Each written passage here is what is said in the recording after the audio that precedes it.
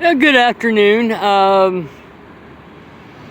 This is my contribution to National Suicide Prevention Month, which is in September, and it is September 28th. I've actually been thinking about what I wanted to say on this video and where I wanted to do it for about 2 weeks now. And I think I've finally come up with what I want to say, and I've definitely found the place I wanted to do it at. This is a small park that is provided to the citizens by Cummings.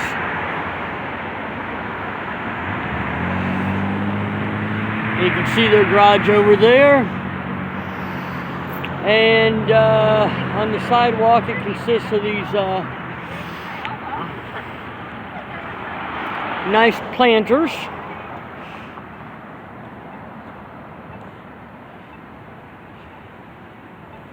The colors are still beautiful right now.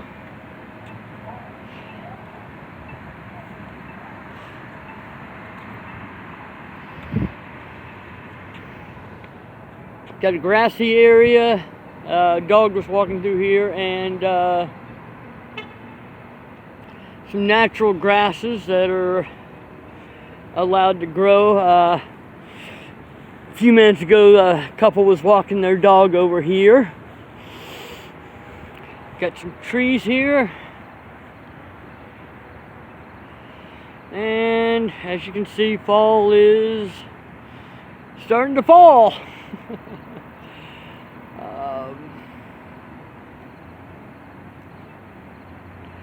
But yeah, just a nice little gym here in the city. Got some benches, some concrete walk area over there. But I think we're gonna sit in this bench, and yeah, I think we'll sit in this one.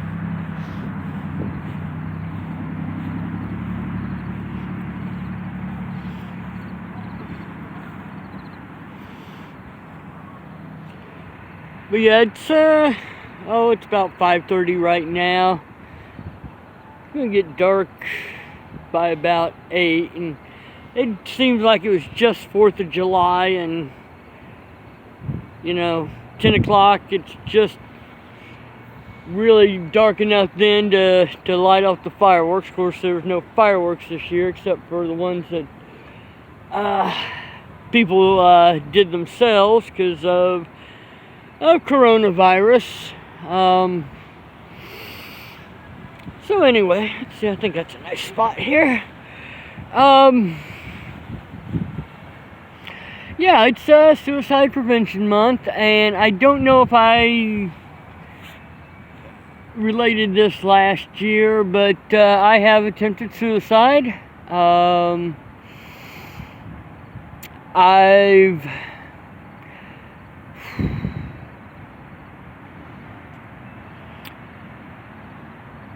I think the last time I was really suicidal, although I wasn't directly suicidal, was when I was homeless earlier this year. Actually, I was.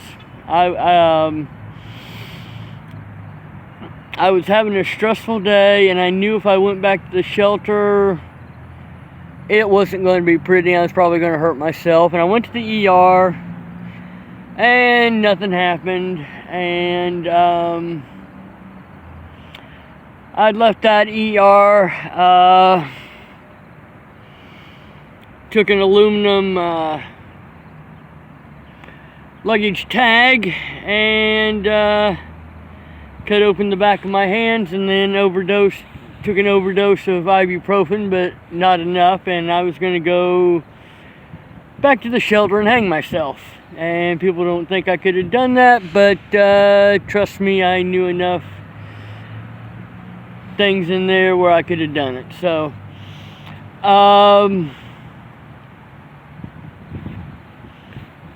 and yeah, if you know enough about hanging, it's pretty efficient. If you do it correctly, it's very, very quick. But I recognize that after I'd taken the overdose. I think it took 5,000 or 6,000 milligrams. No, grams. No, it'd be 5,000 milligrams. Yeah, 5,000 milligrams is 5 grams. There's one thing I'd read a long time ago, is that the reason most people fail when using pills and alcohol to overdose is they take too much at a time, and they end up vomiting, and the attempt ends up failing. But anyway, I was at the bus station, which is right across the street here, and I told security, I said, you better get me an ambulance before I finish killing myself. So I recognized then that I was acting out of anger and frustration and depression. I'm realizing now that being homeless was a lot more stressful than I'd realized. And as I've contemplated on this video and some other stuff, just how much alcoholism and a really dysfunctional family has led me to have some, really the last 5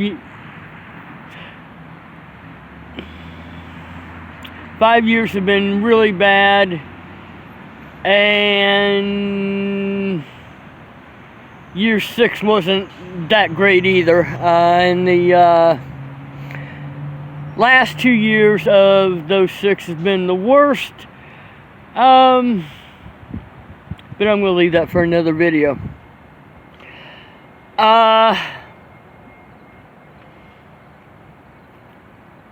Suicide attempt,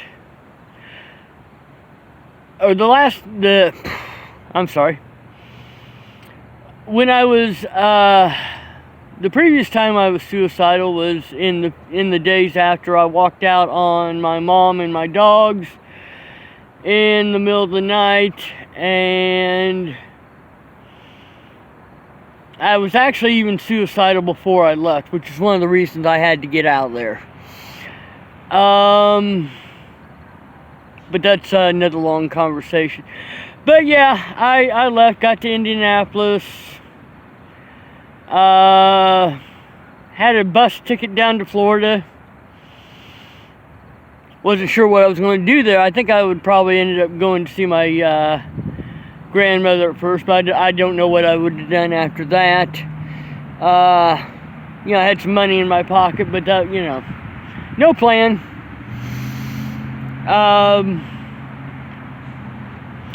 But yeah, I'm sitting there at the Greyhound bus station, and I'm stressed, and I'm thinking I'm going to get down to Florida and buy a metal detector, spend a day metal detecting on the beach, and kill myself. So I went to St. Vincent Hospital, which is on the north side of town. I actually used to work for them. And earlier in the day, I had gotten rid of some of the things I had on me where I could have killed myself, including a gun my brother had left when he lived with my mom for a little while. Needed some bullets for it, but all I needed was one. And got rid of my knife.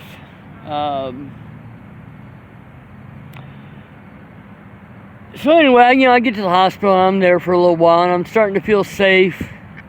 And by the time I talked to the people at the stress center, at that moment I was not suicidal, so basically they discharged me. They did check me into the local hotel because the buses weren't running, so I had no place to go or to get there because there's really no hotels right in that area that were within walking distance. And a couple days later, I was back in the hospital, and I knew if I didn't get some inpatient help, I was going to kill myself. So this time when I talked to the mental health person, and this is at a different hospital, I said, yes, I am currently suicidal. And they had me put on a 72-hour hold, which in the state of Indiana is a court-ordered thing. And basically, it runs Monday through Friday. So even though I got there on the weekend, my 72 hours didn't begin until Monday at like 8 a.m. And a couple days I was in the ER, didn't count either. So all total that time I was 11 days in the hospital. And it did me some good. Although there's one counselor there I'm not happy with to this day, and that was a little over 4 years ago.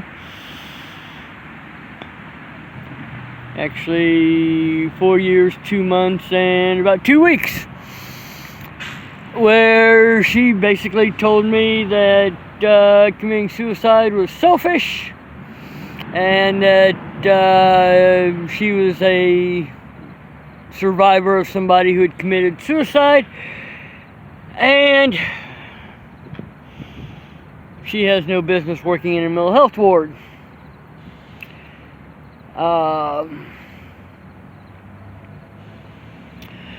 Okay, before that,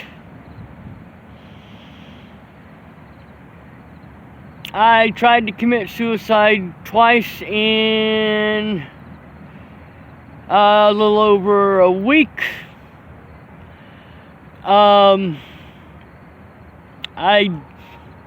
It was either Monday or Tuesday of the first week where I decided I was going to kill myself because I did not want to move in with my mom, and I didn't have the guts to tell her. I just didn't see any other way out, and it was actually the calmest, most rational decision I ever made.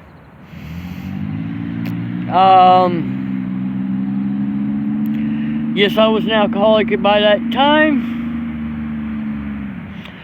And what I did for the first one is oh, there's a dog over there. Let's see if he comes closer. But anyway, I had a full bottle of calcium channel blockers that had been prescribed for migraines I was having, and I'd gone off of them because I basically wasn't getting any better, and those really didn't help. So what I did is I would take a few pills. I don't remember exactly how many, probably 3 or 4 at a time, maybe 5. Drank a Buzzball, or homemade Buzzball, which was half 80 proof vodka and half Kool-Aid or whatever I had to mix with it. And yeah, there's the dogs coming again. And then I'd set my alarm for every 2 to 3 hours and repeat until I was not waking up again. And I was unconscious until Mom and my nephew showed up to take me up to Mom's house to help her for the weekend. Didn't do much that weekend. It was kind of strange. If I was looking at a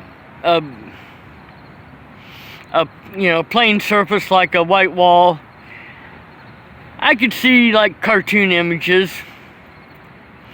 And the minute I got home from the weekend, I did the same thing, but I was out of the calcium channel blockers. So I was doing that with Benadryl, and I was out for probably about 60 hours. I think it was early Wednesday morning. So maybe not quite, yeah, it was about that long. And I don't know, it was probably about 2 in the morning when I woke up and got up, and I was playing some video games on my phone and realized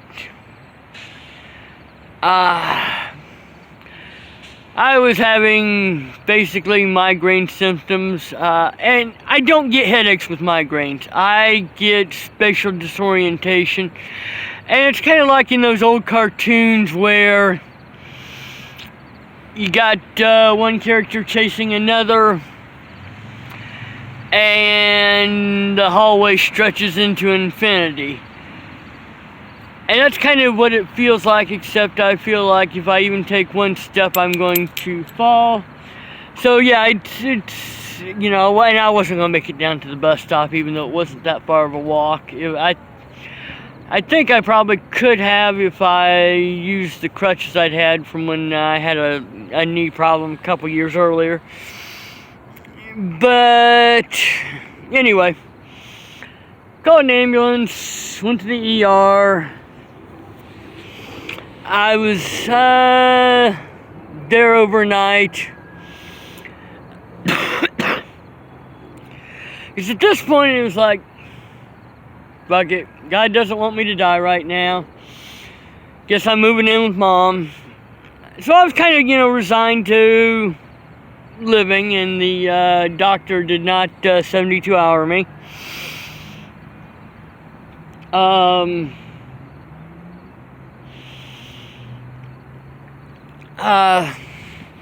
But yeah, matter of fact, when on my last attempt, when I went to a second ER, I said, I know you're going to 72-hour me, and this was a few hours after I'd been there, and they had a nurse sitting in there watching me, and we'd had a nice conversation with him. And I eventually took a nap, and I think she woke me up from my nap, and she did not admit me, because I think by this time I felt like I'd been listened to. It was about 3 in the morning, and by the time I got back to the shelter, it was basically almost time for breakfast. So yeah, I made it through that one. But a couple things I've learned is if you're stressed and you know that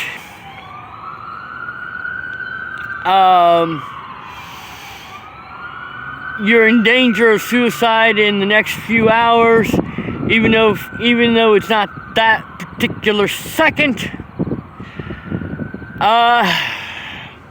you got to game the system. Because I think if I had been just a little bit more stressed on my last attempt, and I don't know if I was serious, I think I was.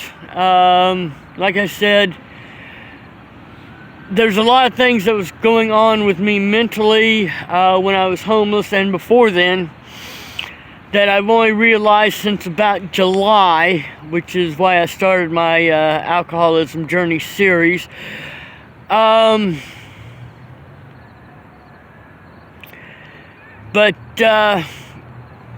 you basically had to say, yeah, I'm suicidal, and you have to have a plan. You know, being suicidal without a plan is not going to get you admitted. Having a plan without being suicidal at that moment is not going to get you admitted. But you have to know yourself and your mental health. And I think every time I've been into the ER for mental health reasons, I knew I needed to be someplace where I was going to be safe for myself. And, you know, I'm not saying game the system just because you're stressed. I'm talking about game the system if you are legitimately know that you're crashing and you're going to crash. And, you know, you do what you have to do sometimes. So, I'm going to make this as part of my alcoholism journey series and part of Suicide Prevention Month. So, I hope that you never face that. I hope I never face it again. Will I? I don't know.